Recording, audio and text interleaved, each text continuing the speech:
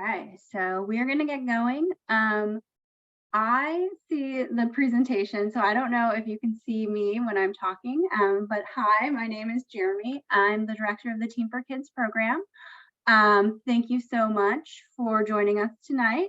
Ashley's making a face, but I don't know what that means. I don't know. I pinned you, so all I see is your face and not the shared screen. So Oh, I apologize that I unpinned you. um, unexpected, but there you go. But Technology is fun, guys. I do want to introduce some of the other staff on the line. So Ashley Lopez is on the line. She can introduce herself. Hi guys, Ashley. I've been with TFK on and off for about 4 years. I'm super excited about this year, 2023. It's going to be the best year we've ever had. Awesome. Also on the line, we have Lindsay, who is a specialist on our team. Lindsay, do you want to introduce yourself? Yeah, hi everyone. I'm Lindsay. I have been with New York Roadrunners for about 6.5 years, but new to TFK. So super excited. I'm super excited to meet everyone, especially as the season goes on and as we get to race day. So yeah, excited to be here. Awesome. And we have Irene Chen on the line as well. She's our intern and she's the MVP of all webinars. So Irene, do you want to say hi? Hi, everyone. I'm currently an intern, so I've only been here for a few months, new to New York Runners and new to TFK, but so excited to see you all. Yeah, and Irene's going to be with us through the marathon, so hopefully everybody gets a chance to meet her at the expo on race day. She's been doing an absolute ton of work. The whole team is doing a ton of work getting ready for the webinars, for Baggage and Transportation Open, for the race. We've been working for months and months and months already. So we're excited to be here. We're excited for the race to get here, but one thing at a time. And tonight we're talking about fundraising. So Ashley, if you want to advance to the next slide. Okay, so first and most important is, why are we fundraising for Team for Kids? What are we doing? What are we funding? So when you raise money for Team for Kids, your funds support our youth and community impact programs. The largest program we have, and the majority of the funding goes to Rising New York Roadrunners. But we also have other smaller programs that some of the TFK money supports. NYR Open Run is a volunteer-led community-based program where anyone can come and run a 5K in parks in different cities or across the boroughs, and I think in Jersey City. This is really family friendly. You can bring your dog, you can bring a stroller, you can bring anything you're allowed to bring to a park to do this run. A lot of times this is helpful for families who have as a member who might be autistic, and a big race is too overwhelming for them. These are more accessible races. This is accessible for someone who might be new to running and is nervous about being too slow to run a 5K. There's no pressure. It is timed, but it's all very relaxed. So this is a really accessible way for people to participate in running and have a running community in their neighborhood. So it's a really cool program. If you're in New York City, look for the parks around your neighborhoods where we participate, because it's really cool. One of everyone's all-time favorite, we also have a Rising New York Roadrunners youth wheelchair program. These kids are so impressive. For 2 years in a row, we've had children compete and qualify and actually win medals at the national tournament. So this is a very specific program for runners who are using wheelchairs, hand chairs to participate in events. A lot of times it's hard to find athletic programs for kids with disabilities. So this is a specific program for kids who are racing in wheelchairs. They have practice, they have coaches, they compete in meets. So again, it's making the sport accessible to a group of kids who don't necessarily have a lot of athletic options. We have our Rising New York Roadrunners Youth Ambassadors. These are kids who go through a bunch of public speaking workshops to share their experience as runners, and they gain a lot of experience in public speaking and communication skills and speech writing along the way. Another all-time favorite of mine, because I used to coach for it, is Run for the Future. Run for the Future is a 7-week program for young women in 11th or 12th grade. where they train over the course of the 7 weeks to run their first 5K. But along the way, there's a real holistic wellness approach. We talk about healthy habits and nutrition and relationships and a lot of different things. We have a career day where they get to meet women in different industries. So it's a really great program for young women that's held over the summer. And then last but not least is our Striders program, which is a walking program to keep seniors active. And this is run out of a lot of community centers across the city. And it's really keeping seniors connected and keeping seniors active. So these are some of the things that we're fundraising for. We definitely think they're worthy causes. Hopefully you do too, and that's why you're on Team for Kids. But if people are asking you what are the funds going to support, these are the programs. It's on our website. We can always connect you with more information. But we always want to start with the why. So Ashley, if you go to the next slide, please. And just to dig in a little bit deeper, again, we're Team for Kids. And that started when we really only had youth programs. We've since grown to a lot more community impact programs, which are impacting more families. But Team for Kids, the Rising New York Roadrunners, is our marquee youth program. It's based in physical literacy. It serves kids in New York City and across the nation. So our TFK fundraising supports free programming for educators to build youth movement framework. It serves schools and community centers in need. It provides opportunities despite budget and community resource constraints. It's free local youth events with rewarding experience designed to boost confidence.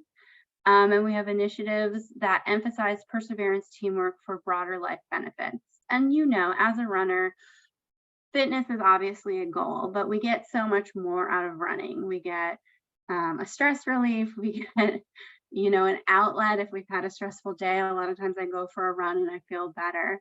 You get a whole group of runners in your community and you make friendships. If you come to practice, you see kind of the friendships that form, and then they all go to a brunch and they're all best friends for life. You get a lot through running, and it's not only fitness based. So just more specifically, our programming provides a positive team-based approach, fostering lifelong healthy attitudes towards activity that last into adulthood, emphasis on physical literacy and long-term athlete development. And what's really unique is that New York Roadrunners has created and provided a free online curriculum. So any teacher, any parent, and in these community centers or schools can go in, figure out the space they have, the number of kids, the age of the kids, and create a program or an activity for them based on this curriculum that's provided. So we are happy to follow up with anyone and give as much detail as you are interested in. We can connect you with our youth program team. If you are out of state, we can try to see if there is or what participating schools are in your area, because we are across the country. So happy to follow up on that. But in the essence of time, want to move on to kind of the meat of the program and talk a bit more about fundraising.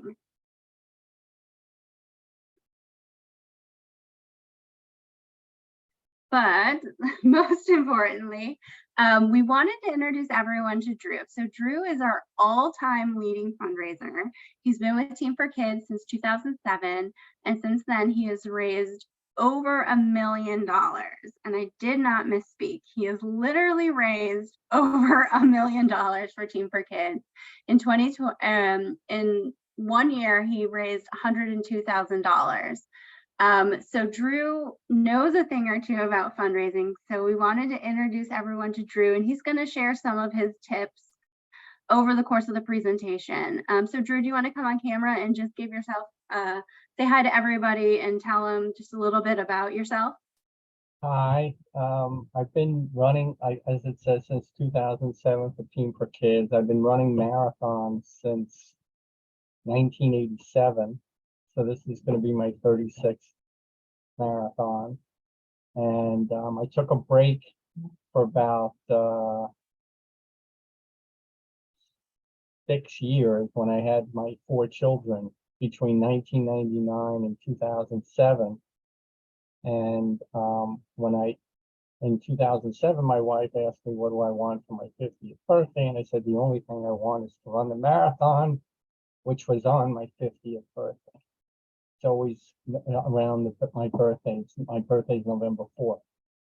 So I wanted to run for a cause, and I instantly connected with Team for Kids because I was one of these kids growing up in Brooklyn, and I was overweight, and my mother would feed us the worst garbage food, and she would reuse Crisco, pour it back in the can. So I was instantly able to connect with Team for Kids because my mantra in my professional life was to get it right the first time. And that's really what Team for Kids does. It tries to prevent kids from becoming obese, and which leads to the most expensive healthcare costs in the country. And it's all preventable. And that's so Team for Kids is doing what is consistent with my mantra of getting it right the first time. Awesome. Yeah. And I think one of the things right away, without even like, with no prompting, is when you are making your asks, you want to make it personal. And it's personal for Drew. Drew works in the medical field.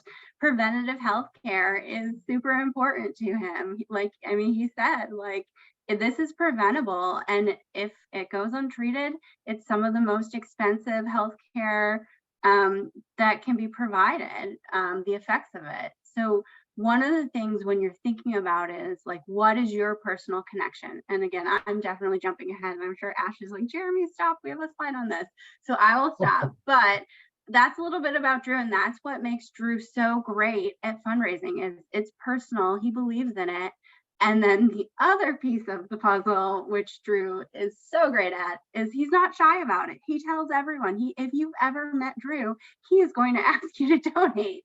And that kind of, those two things, making it personal and not being shy about what you're doing, has been his key to success. So we'll get more into the presentation, but definitely think about, as we're talking about our strategies tonight, what motivated you to sign up for Team for Kids?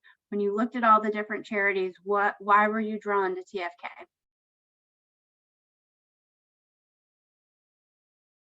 Awesome. So Drew's 6-step plan. So follow these steps to succeed. So start off on the right foot, make your ask, find your supporters, be multi-channeled, create a unique hook, and thank your donors. And we would be remiss not to point out, for the TCS New York City Marathon team, the fundraising deadline is October 4th. It is about a month prior to the event. So just make sure that is the date you're working toward. Nothing feels better than when you meet your fundraising goal and kind of, you don't have to think about it anymore. All you have to do is run a marathon. It's a huge milestone along the way. It's hugely important for you to keep in mind on race day that not only are you running this marathon, but you did it, you fundraised, and you're running it for a cause. And this is just kind of a step along the process. So with that, I'm sure Ashley, again, is shaking her head at me. I know she has a full running show. All I can see is the deck. So I'm going to take a little break and let Ashley talk a little bit. Hi, guys. Lindsay, if you can go to the next slide, please. So Jeremy was right. We are going to talk about making it personal, but step 1, start off on the right foot. Don't procrastinate. Start your fundraising now. Now is the perfect time. If you haven't fundraised a single dollar and you signed up months ago, the best thing that you can do is make $1, $2, $5, $10 donation. That way you can show people you're invested in this. So that's a good first step to do. Share your why. Make sure that your fundraising page on your TFK fundraising website is up to date. Share your personal story. Like I said, start small. I got ahead of myself too. Make your own donation, then ask a few friends to match it. If you donate $5, you ask 3 friends to match it, you got $20. Pace yourself, set up mini fundraising targets, and structure your campaign. We're going to get into this a little bit more in the next slide, but update friends and family on your progress so they can help you achieve it. If your friends are invested in your progress, they'll help you incrementally, little by little. So make sure that you're setting yourself up for success by starting off on the right foot. Next slide, please. This is one thing that I have learned from my very first Drew Swiss webinar in 2016 and has stuck with me when I've done other fundraising.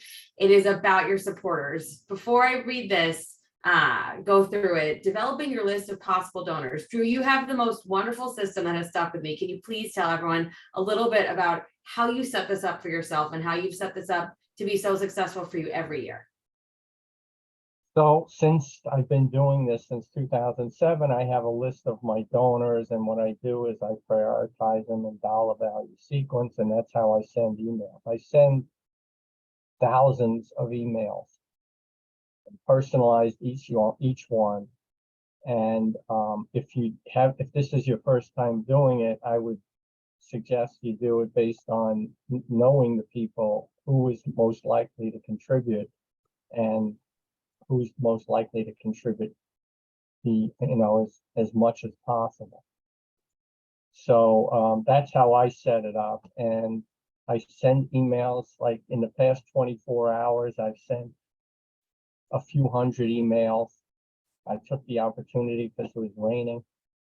And I've already raised about $3,600 in the past 24 hours. So once I send the emails, I wait a couple of weeks and then I'll follow up, sending, like a gentle reminder, asking them to remember to support me and the kids. And I'll keep doing that maybe, 3 weeks later. And then I usually send a birthday blast the day before my birthday, which is close to the marathon. It's the day before the marathon this year. And I usually get a few $1,000s in a couple of hours. You're fundraising that day, Drew. It just What's goes. that? Whoop. It's always great to watch your fundraising that day. It always just goes whoop. Yeah. So so that's what I do. I prioritize it and I follow up. And once you've made a donation and you're in my system, I follow up. And whether you have or haven't, I still follow up to try and get them, to encourage them. And I do it personalized way. I personalize each, the beginning of each email. Don't worry, we're going to get more into that. If you're wondering how Drew does that or have any other questions, we're going to get more into that in other slides. Now, I recognize that Drew has been doing this for so many years and has so many contacts, so it might seem a little bit daunting, but a recommendation that I learned from one of his webinars is put all of your contacts that you're thinking of in a spreadsheet, in an Excel or a Google Sheets, and you can chunk out the groups that way. And that way it's also easier for you to track which people have donated, which people you need to send a friendly reminder, which people you nudge, and which people you need to send thank you notes to. So put everyone in your network, figure out which groups. It'll also help you figure out what kinds of emails you need to send, and we'll be looking at that at another slide. Next, please. Really quick, I just wanted to jump in. One of the most important things, and Drew said it, is be persistent. I think Natalia was joking at it in the chat when you heroically have donated to every child school fundraiser that you've ever been asked for, but people aren't responding to you. Most people are not going to donate the first time you ask them for money. Be persistent. Share updates, pictures, training updates on social media. Ash will get into this. If social media is not moving the lever at all, start texting them those updates directly, but be persistent. It's not a sprint, it's a marathon. Yeah. Exactly. And what makes you persist, one of the articles that were written about me, the reporter asked me, what's the one word that describes what you do? And I say persistence. It's the same thing that gets you ready for the marathon. It's the same thing with fundraising. If you believe in what you're doing, you'll be persistent and you'll find ways to make time to do it. And like I said, I took the opportunity when it was raining, because what else are you going to do in the rain? Sounds great. All right. So step 3 is make your ask. It's can be very daunting to ask to fundraise. I know, having done it before I even was a staff member at Team for Kids, it can be nerve-wracking to ask people to donate to a cause. But this is where learning about Team for Kids and Rising New York Road Runners and all the programs that we support can really help. You want to make your message clear, but you also want to let people know what you're fundraising for. Sometimes it's better to ask some people for a specific dollar range rather than just a general ask, because you'll have different levels of people, as we'll go into another slides, that are potentially capable of donating more. Some people are capable of donating less. Making a clear ask can really help get right to the point. When you get that on a text, for example, like the graphic says, it's easier. And the more you do it, the easier it does get. So work on your elevator pitch and your ask, both in the digital form, in the many ways that we communicate, or if you're talking to people in person. Yeah, and I would say set yourself up for success on those first couple of asks. If you haven't asked yet, throw yourself a couple softballs. Ask someone that you simply know cannot say no to you. And if they're a really close friend or family member, maybe even ask them for some feedback on the ask. Practice the ask with your friends and family members if you're nervous about it. You got to just rip off the Band-Aid. The first ask is the hardest, the most awkward. You're going to stumble over your words the most, but beyond that, as you keep doing it, you're going to fine tune it. You're going to get more comfortable. You're going to be able to read body language and figure out responses. So yeah, you just have to rip off the Band-Aid, try to set yourself up with the easiest asks first. And then, you're going to hear us say it a lot, keep asking if at first you don't succeed. Exactly. Next slide, please. All right, this is a wonderful pyramid that I'm very excited to tell you all about. This is our big strategy that is very, very useful. And I'm going to tell you guys a story throughout the next couple slides of how this actually worked in my own real life. So step 4 is be multi-channel. Don't just stick to one thing. We live in a world where people are all over the place these days. You have friends that you see in the office, you have friends that you see online, you have friends that you have coworkers that you only see in the office, you have coworkers you see online. Family live everywhere. Use different platforms to reach your possible donor bases. And now here's how you can really think about it. So when we think about this different strata, so social media will reach the widest range of people, but you're likelier to get the lower amounts of donations from random people, even if they're friends with you. They're more random people than if you were to send a more dedicated email. Then we have the next layer. That's emails and text messages. That's a little bit less people, a smaller number, but still you can reach a large number of people. Drew is proof. You can reach a large number of people via email, but it's still a target ask rather than social media, which is a much more general ask. You can get slightly higher numbers, higher donations, because you are asking people that you already know to make donations. So you can kind of vary your asks there. And then you have your personal ask. You have less people that you're personally asking, but you can actually ask them for higher donations because you have a more personal relationship with them. You want to really try to take advantage of what you can with your asks and think about how you're going to frame them and make it personal. Even on the social media ones, the emails and text messages, the personal asks, this is where we go back again to what Jeremy was telling us all about what TFK Fundraise is for. Make it be a part of your story. If you had struggled with fitness as a child, or have children or nieces or nephews, or whatever your connection is to TFK, use that as part of your message, no matter the strata. And I just wanted to jump in. If you think about it, and the pyramid makes sense, right? So if you see a post on social media, that's very easy to ignore. If you get an email or a text message, that's less easy to ignore, but you can still do it. People ghost all the time. But it's very hard to pretend you didn't hear someone who's speaking literally 2 feet away from you in person. So personal asks are gonna get the most immediate response just because it's really hard. You can't really moonwalk out of there.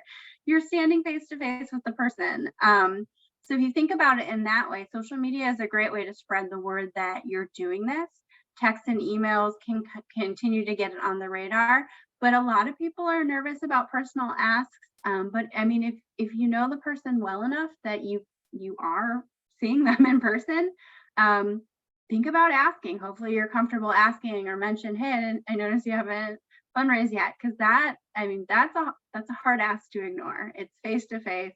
These are people who know and care about you. They're not donating because they don't want to. They're not donating because they're juggling a million other things. But when you have their attention, use it to make your asks. Exactly. Next slide, please. Exactly. Social media. This is the widest, most creative things that you can possibly do. Use social media to your benefit. If you're the kind of person that posts a lot, post often. If you're like me, you don't post as much, but you tend to post pictures of funny things you've eaten or pictures of your manicure on your Instagram posts. That is where I would be doing my posts and including my link to my fundraising website. You can issue a challenge. We one year had one of our wonderful mentors, Mal, shave her head when she reached a certain amount of money. We've actually had a lot of people do that. For the social media, you want to be reaching out to friends and acquaintances, people that are in your community and that you have social connections with. That's kind of the strategy you want to think about for social media. You want to use that in a different way that you're going to be using email and text message, which is the next slide, which I want to have Drew pop in for us, if you don't mind, please. Next slide. Drew, what do you find works the best with your email strategies? How you send the different emails? You mentioned that you personalize them, but how do you find that works best for you? Well, and because it's personal, you're making it personal by the introduction, asking people, saying to them, I hope all is well with you and your family, and something about, the fact that I struggled when I was a kid, and that Team for Kids is focusing on preventing, childhood obesity or promoting healthy lifestyles. Email for me is the most effective. Social media, I post on LinkedIn and Facebook, get very, very few donations. I get very few. One time I got about 3,000 from a perfect stranger on LinkedIn, but it was rare. In all these years, social media has not really worked for me. It's the emails that work most effectively. Yeah, and I think that also depends on how you set up your system. Drew had kind of started fundraising with Team for Kids when social media wasn't as popular. So his base of donors is used to getting his emails, and they look forward to his emails every single year. What I like to tell Drew and myself, and they get excited about it. One thing I will say, and I think Drew would probably agree with me, is that, as he mentioned, when you personalize it, especially if you're getting a text message, don't just copy and paste it. If you have the capability and remember to do it, try to customize it. Even if it's to a group of friends, try not to make it so that it's a generic email or generic text. Even make sure that you're mentioning the people that you're sending it to, or a call out that makes it a little silly or personalized. That way your friends or coworkers or colleagues or family don't just think it's another template that you're sending them. That way they know that you're actually asking them because you think that they'd be interested in donating to your campaign. Anything else, Jeremy? When I do the follow-up email, I'm not repeating I forward the original email, but I just indicate that it's a gentle reminder to support me and the kids, and and the rest of the body of the email from the original one is there for them to look at too if they want. Yes, exactly. That's a great call out. I did want to tell you guys about a personal story that happened to me recently. And a very good friend of mine from college who was fundraising for a cause that I actually was really interested in and was totally ready to donate to. She texted a group chain of friends and had a little bit of a personal message, and I saw it, and it got to me at like 9 p.m. at night, and I just ignored it. I forgot about it. And it was still a lovely message. So the pyramid worked for her in reverse, because the next day when I was on her Instagram story, I saw that link. I saw her post 2 different stories, and I clicked on that link to donate because I remembered she reached out to me about it and I wanted to donate, but life gets in the way sometimes, and sometimes life gets in the way for your donors. That's why this multi-pronged approach can be really successful. I saw it on Instagram, I donated. And then if you can go to the next slide, please, Jeremy.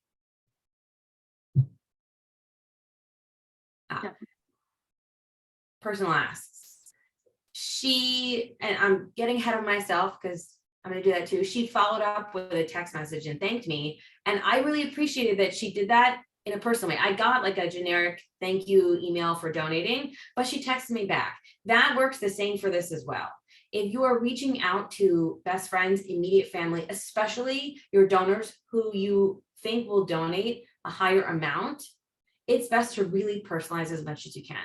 For some people, for some grandparents, aunts and uncles, people are a little more traditional. Snail mail is a great thing to do.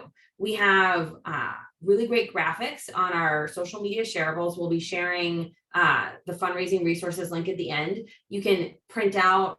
Color is always great. People love getting pieces of not just a black and white photocopy, but something that's, you know, a photographic, and a handwritten note goes a long way. You can make your QR code online. That way a donor can just take their phone instead of having just the link written out and having the donor have to type it out. You can do that. And you can also pick up the phone and just call and ask because some people don't like social media. Some people are not email people. I am an email work person. I rarely check my Gmail. My friends know to call me or to text me. Don't be afraid to follow up with a phone call. Do you have any thoughts about this one? Yeah, what I do is I follow up with an email, and sometimes if it's a big donor, what I'll do is I'll do a text. Because everybody that I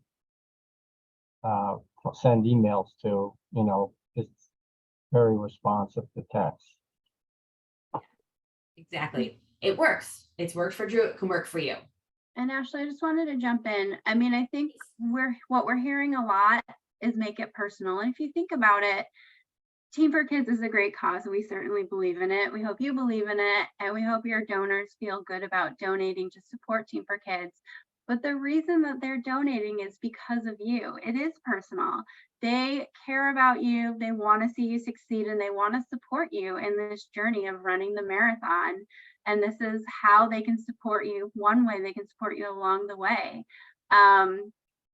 So it's personal all across the board. It's in support of something bigger, but it's really all about you as the fundraiser, as the runner.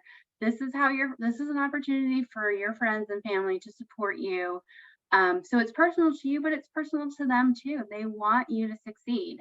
And that's just another kind of thing to carry into some of these asks. If you're nervous, just know, like, the reason you're talking to them is because you have a personal relationship and they want you to succeed, and this is a way they can do it. Exactly. And I'm going to pass it to Irene for the next slide. Lindsay, if you can click. And after you guys have read and heard a little bit, please feel free to put your most unique hook, your most unique idea in the chat and share it with everyone else, because knowledge is power, guys. Yeah, so step 5 is create a unique hook. This means that you really want to pull your donors in, and you can do that by incorporating an interesting tagline that'll really do that for your donors. And you can utilize your birthdays, holidays, or other incentives. For example, you can tell them to donate $42 in honor of your 42nd birthday, or I need 8 donors to help me celebrate my 8th cancer anniversary, or maybe even donate $26.20 and I'll write your name on my marathon shirt. Can use any incentive that might be personal to you. For example, if you are willing to babysit your friends' kids if they donate, or if you are into art and you make something special for them if they donate, or if you're a baker, then you could bake a little pie or some cookies to say thank you and to incentivize them. But you really want to also update your fundraising page and social media with these taglines to make sure that your donors feel involved and they know the updated news about your training and also where you are at with your fundraising progress. Exactly. I don't know if Drew, you also want to jump in if you have any amazing hooks. Drew's the perfect example. His birthday is just perfectly timed for him to be a marathoner. Where's Drew? Yeah. There we go. Yeah, like I said, I mean, it works out really well. And in my case, I usually get a few $1,000s within 3 hours. And it also prompts people that have been delaying to step up. Yeah, that's an important thing to think about. It's not all of us are lucky enough to be born in the month of October or November, but some of us, if you're doing your 18 miles or you can use anything as an excuse for a milestone. You can make up a milestone, and that's what you can do and post, and that will prompt people, like Drew just said. It'll give them a little poke to remember to donate to you. Any other ideas, Drew, for creating a unique hook?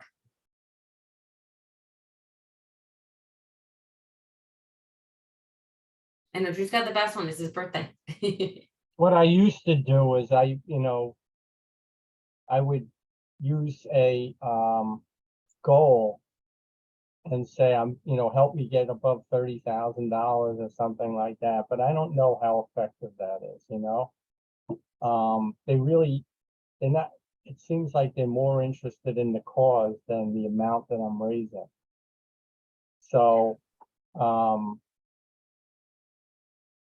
especially when I post on Facebook, like I'll say, who's going to help me get above $30,000, something like that, and you hear crickets. I will So- say though, Drew, that actually worked on us because years ago, when it was me, Leanne, and John, we saw that you were very close to a milestone like that. And like we together made a donation because we were like, Drew has to hit it. We were so excited. So it's hit or miss if you get The it. lesson there is you never know who you're going to reach. Yeah. Right. Yeah, I mean, put it out there. And if you do that, definitely, if you're doing something like that on social media, Yeah.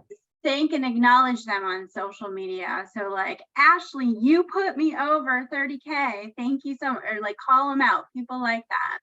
Yeah, I thank people usually within minutes of them making the donation. Mhm. And that's important too. And I say, I do say, like to the big guys, I say I'm, very close. You could put me over, X amount of money,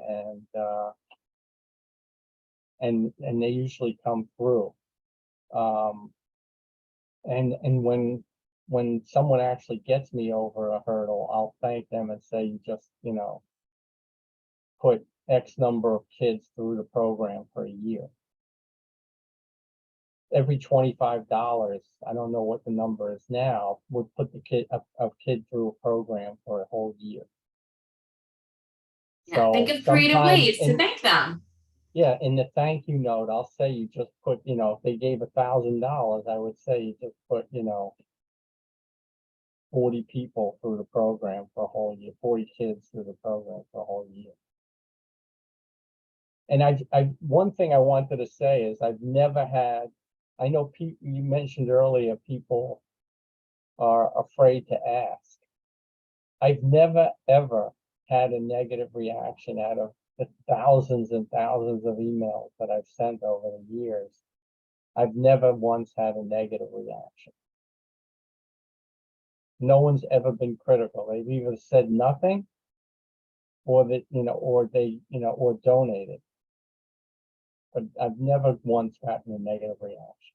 Yeah, and especially if you explain what you're fundraising for, if people have a negative reaction, then that's on them. The worst reaction I think I ever had was someone saying, "Oh, they're already committed to donating to another organization," which was BS.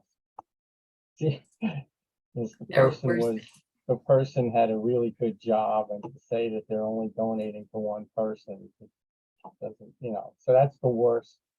But still, it wasn't a negative. He was just saying that, he's already donating to so-and-so.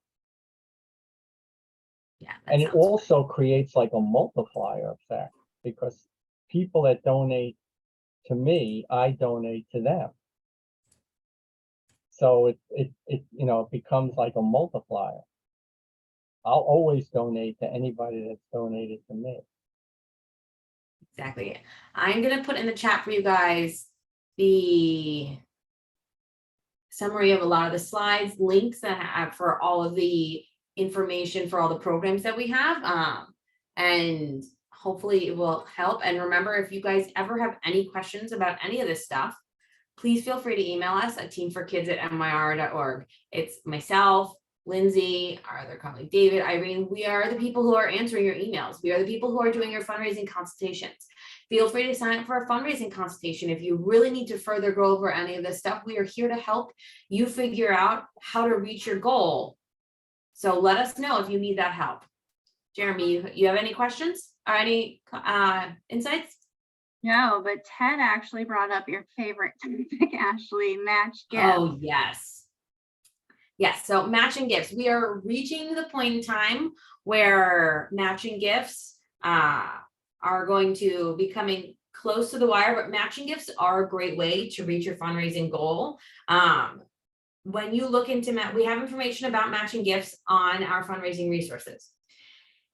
What matching gifts are, for those of you who don't know, is if you have someone in your life that works for a company that matches a donation, there are several ways it can do it. Either the person can donate to your fundraising campaign and then they submit it to their company and their company donates a match and remits it to us, or your donor has to make it directly through the company.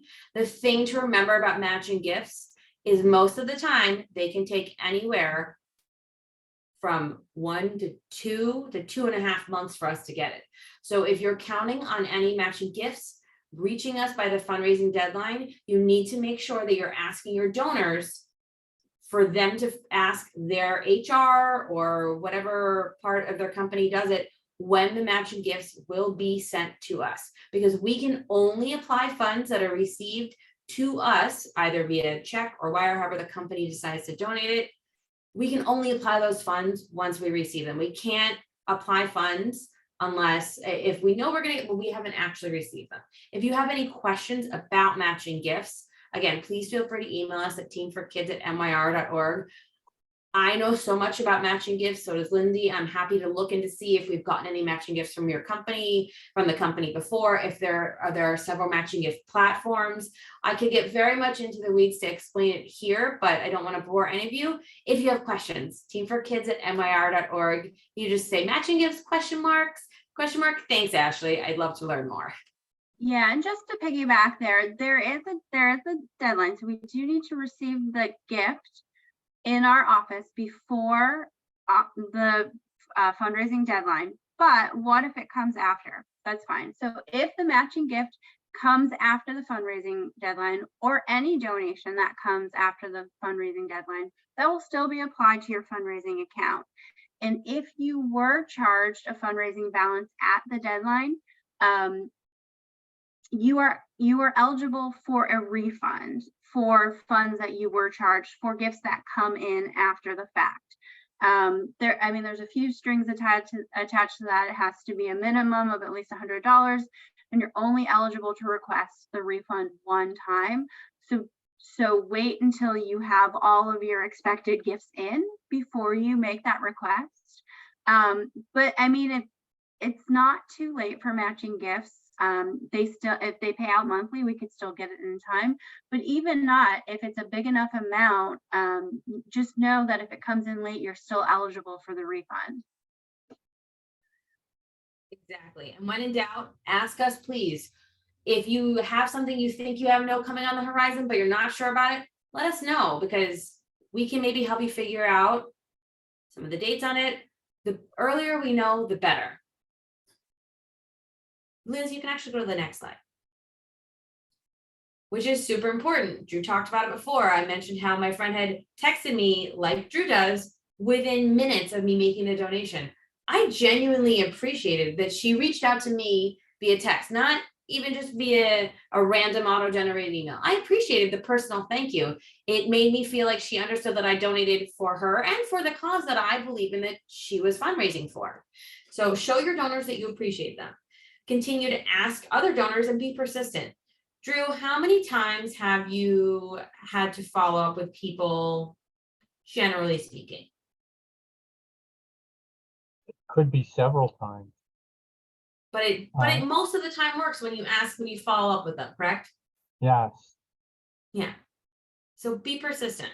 And, you know, in my case, I'm starting with the list of people that have donated in the past. Like I said earlier, if you don't have a list, you just use all your contacts. And then I send emails to people who haven't donated. I also, I get a list of people that have not donated this year, but donated in the past few years. And work from that list. And then I go through all my contacts. So I'm literally sending, by the end of the season, thousands of emails. Fantastic. Yes. And for the donors who say they're going to donate, create a system for yourself to follow up. We live in a digital age where Google Sheets and Excel are fantastic. I use them many times to help me remember to do things. It can work for you. However, whatever system works for you, just remember to create that system so you can follow up, because if you don't follow up with them, how are they going to have that other opportunity to ask? Jeremy, any other thoughts too?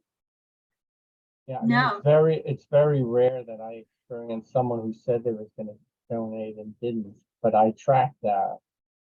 And sometimes people will say they donated and get somehow mixed up online, and it didn't go through, and I'll tell them that, and they'll check, and I'll ask them to make sure, and sure enough, if they didn't, they'll donate.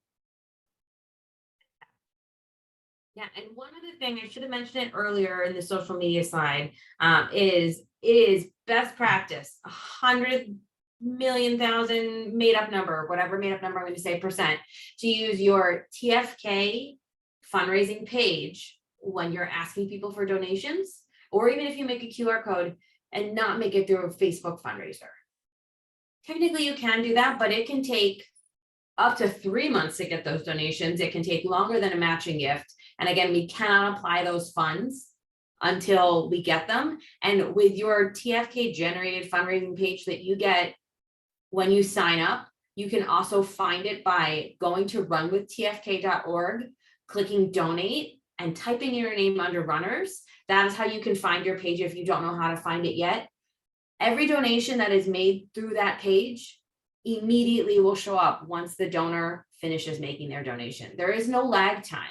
So that is the best, quickest, and most accurate way to fundraise and be able to track your own fundraising. Next slide, please.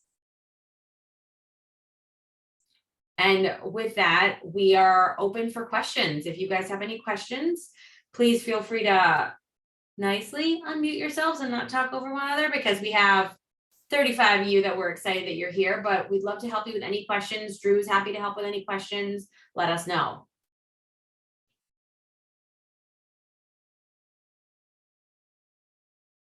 Yeah, and if you think of anything after the fact, any question literally about anything Team for Kids, send us an email at teamforkids@nyrr.org. I'm going to put that in the chat. Fundraising is obviously a big milestone we're working towards. Hopefully you all know Baggage and Transportation is opening next week, and you'll be making those selections between August 16th and September 12th. If you live in New York City and are participating in our weekly workouts, in-person practices, the long training run is on the 19th. So you do need to be registered for that. Speaking of registration, you simply must be registered for the race to run the race. Team for Kids has a 2-part registration process. So you sign up on runwithtfk.org. We send you an invite code, and then you use that to register on nyrr.org. If what I'm saying is confusing you and you're not sure if you're registered, email us at teamforkids@nyrr.org.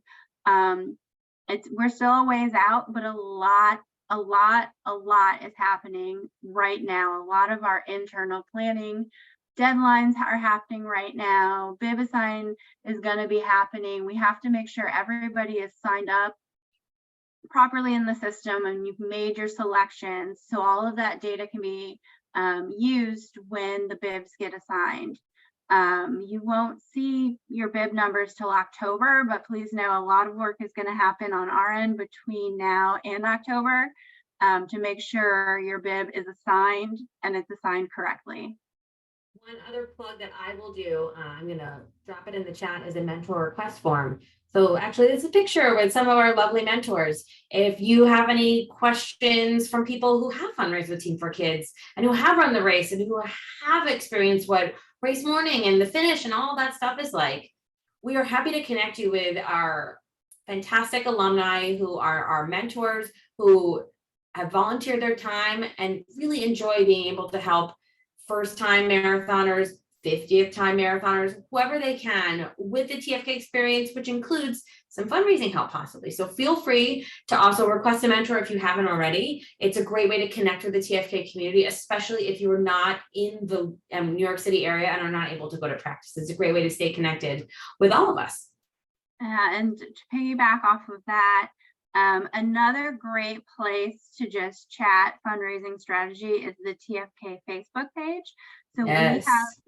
we have a dedicated TCS New York City Marathon Facebook group. Or if you're running Chicago or Berlin, we have an Abbott World Marathon Major Facebook group as well. And you can just put up a post, need some fundraising ideas, what's working for everyone.